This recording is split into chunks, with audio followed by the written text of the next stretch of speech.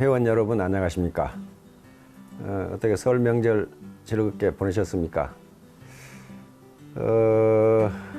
저희 어렸을 때는 설 같은 명절이 돼야 이 떡국도 좀 먹고 떡도 먹고 그리고 설빔 즉 새옷이라든가 뭐 양말 같은 것도 얻어 신고 그래서 설 명절이 굉장히 기다려졌는데 요즘은 뭐 평소에도 뭐 먹고 싶으면 얼마든지 떡 먹고 뭐 김도 먹고 떡국도 먹고 그래서 뭐 별 새로운 것을 먹는 건 아니지만 그래도 가족이 함께 모여서 먹는 그런 떡국이라든가 떡들이 아마 훨씬 맛이 있었을 겁니다.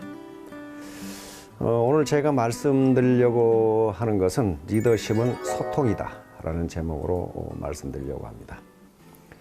그 리더십이라는 이 단어가 지금 우리 사회에서도 굉장히 많이 쓰이고 있고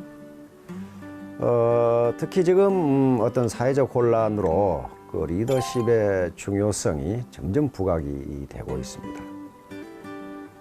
근데 미국에서는 이 리더십이라는 것을 굉장히 중요하게 생각합니다.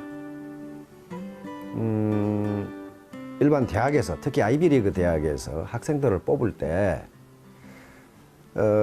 고등학교에서 무슨 뭐 학과 성적이 5A다 또는 뭐 SAT 점수가 우리 같으면 수능 시험이죠. SAT 점수가 굉장히 높다. 그렇다고 해서 뽑는 게 아닙니다. 물론 그런 학과 성적이라든가 SAT가 일정 수준 이상이 돼야 되지만은 그것만 보는 게 아니고 리더십이라는 것을 반드시 봅니다. 하버드 대학 같은 경우도 성적이 좋다고 반드시 뽑는 건 아닙니다. 성적이 올 A라도 떨어지는 사람이 있고 물론 SAT 만점이죠. 성적이 뭐 그렇게 좋은 것은 아닌데 합격되는 사람이 있어요. 그런데 하버드 대학 입학 관계자가 한 말이 있습니다. 하버드 대학은 자기만 생각하는 사람은 뽑지 않는다.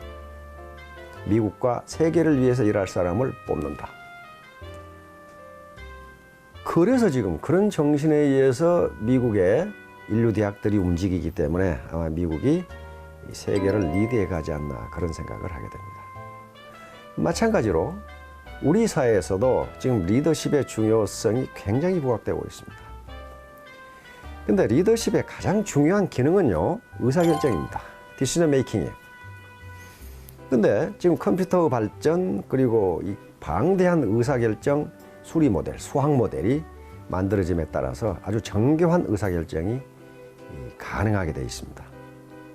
그럼에도 불구하고 리더십의 중요성이 감소되기는커녕 더 증가해요. 왜냐하면 과학기술이 발전하고 경제가 발전함에 따라서 사회가 점점 복잡해집니다. 사회가 점점 복잡해지는데 사람 사는 세계에서는 계량화, 즉 퀀티파이, 숫자로 나타낼 수 없는 정성적인 문제들이 굉장히 많습니다.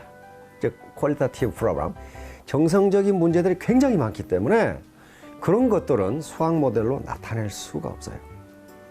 그래서 리더십, 리더의 중요성이 점점 부각됩니다. 리더십이라는 것은 뭐냐 하면 한마디로 정의해서 리더가 그 팔로워, 그러니까 구성원, 애터미사학 같으면 파트너들과 상호작용은 상호 영향력을 주고받으면서 조직의 목표를 달성해가는 과정입니다. 이게 리더십이에요. 근데 리더가 리더십을 발휘한다는 건 뭐냐 하면은 파트너들, 즉 구성원들에게 영향력을 행사한다는 걸 의미합니다.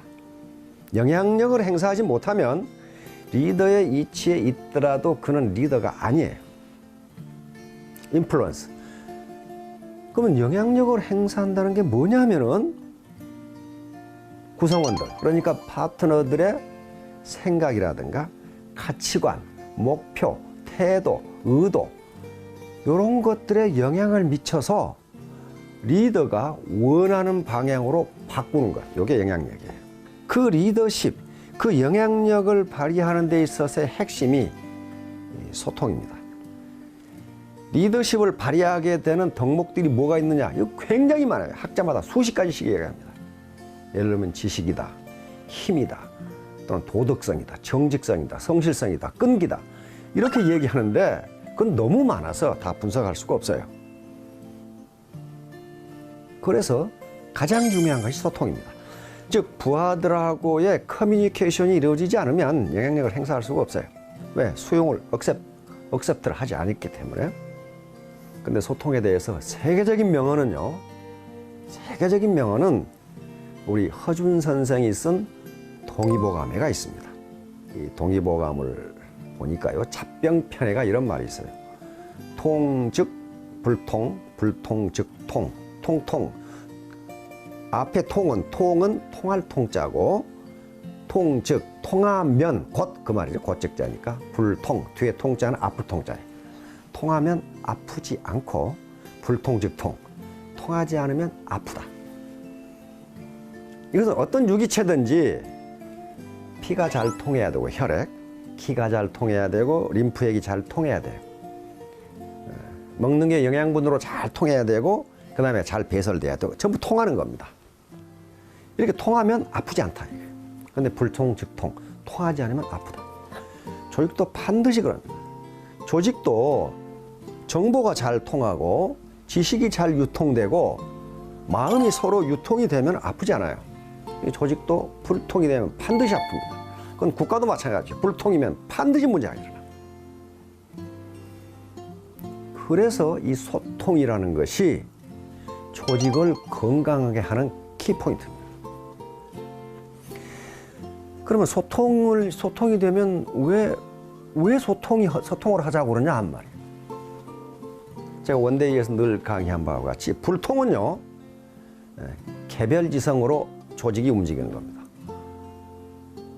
서로 정보나 지식이 유통되지 않으니까 한 사람의 지식과 역량으로 조직이 움직이는 것이고, 소통은 집단지성, 컬렉티브 인텔리전스, 집단지성으로 조직이 움직입니다.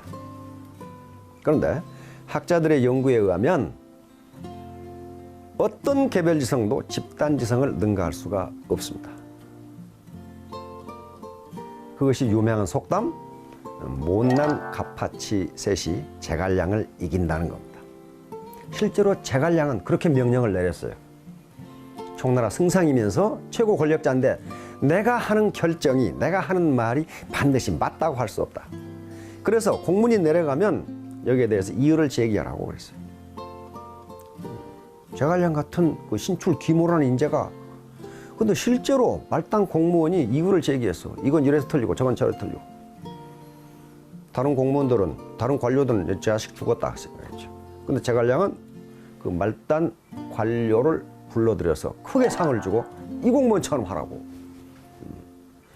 제갈량은 역시 현명한 사람이라 집단지성이 개별지성보다 우월하다는 것을 알고 있었어요.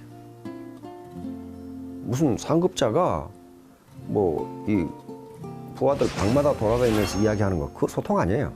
그건 소통 아니고 상대방의 말을 들어주는 거예요.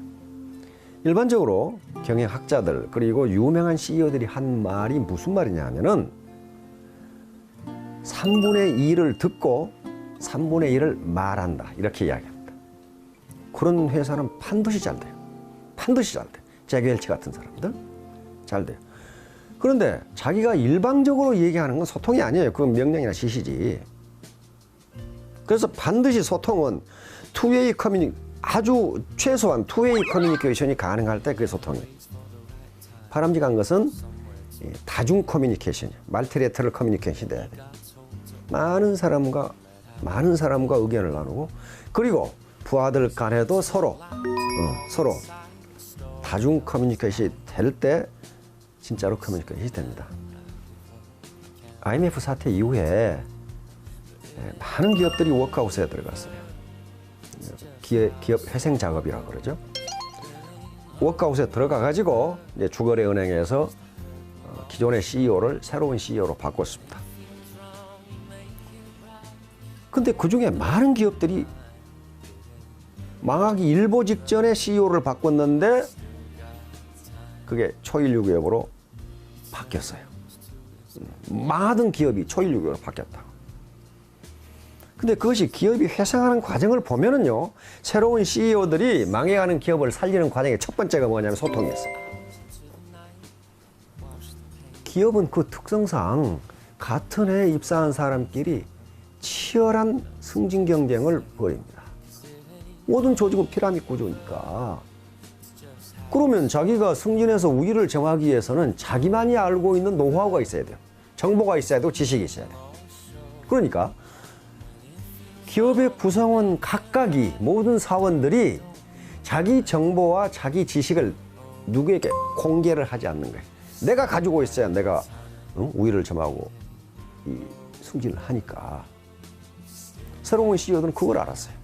그러니까 지식이나 정보는 서로 나누면 2배가 되고 몇 배가 되는데 자기 걸 가지고 내놓지 않는 거예요. 그래서 인트라넷을 만들고 거기에 CEO부터, 리더죠. 새로운 리더부터 자기가 가지고 있는 모든 인포메이션, 회사가 가지고 있는 모든 정보를 인트라넷에서 공개하기 시작하고, 사원들에게도 자기가 가진 정보를 또 이 지식을 공개하라고 계속 독려를 하고 서로 의견을 나누고, 이 과정을 계속 거쳐서 기업이 회생하는 그 기업들이 굉장히 많았습니다.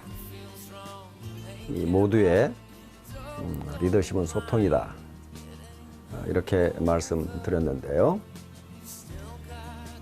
소통이 되지 않으면 리더십은 발휘 안 됩니다. 그러면 리더와 파트너들 간에 소통이 되려면 리더가 반드시 지식과 인격 면에서 우위에 있어야 됩니다. 그러면 문제는 소통은 강자의 논리라고 그랬어요. 예를 들면 과장이 사장님한테 가서 사장님 소통합시다, 그렇게 되지 않습니다. 위에 사람이, 강자가 소통을 할 때만 소통이 돼요. 그런데 그 소통을 구성원 또는 파트너들 또는 팔로워들이 받아들일 때만 영향력을 미쳐요. 그러면 그걸 받아들이게 하려면 어떻게 해야 되나 하는 문제예요. 그것은 반드시 리더가 팔로워들보다 몇 가지 측면에서 우위에 있어야 됩니다. 우위에 있지 않으면 받아들이질 않아요. 에머슨이라는 사람이 있습니다. 랄프 발도 에머슨. 자, 가끔 예를 든 사람인데요. 오늘날 미국의 프라그마티즘 정신, 개척 정신, 독립 정신, 도전 정신, 이런 것의 바탕을 이루는 사상을 정착시킨 사람이 에머슨이라는 사람인데, 그 사람이 한 명언이 있어요. 당신이 나를 끌어올리려면 나보다 높은 곳에 있어야 한다. 아주 명언입니다. 리더가 파트너들을 끌어올리려면 리더가 파트너들보다 높은 곳에 있어야 돼요. 낮은 곳에 있는 사람은 끌어올릴 수가 없어요. 다시 말하면 리더가 파트너들이 자기를 추종하게 하려면은 파트너들보다 무언가 높은 곳에 있어야 된다. 그런데 거기는 크게 2가지가 있습니다. 하나는 지식이고 또 하나는 품성 또는 인품 또는 인격이라고 말해줬어요.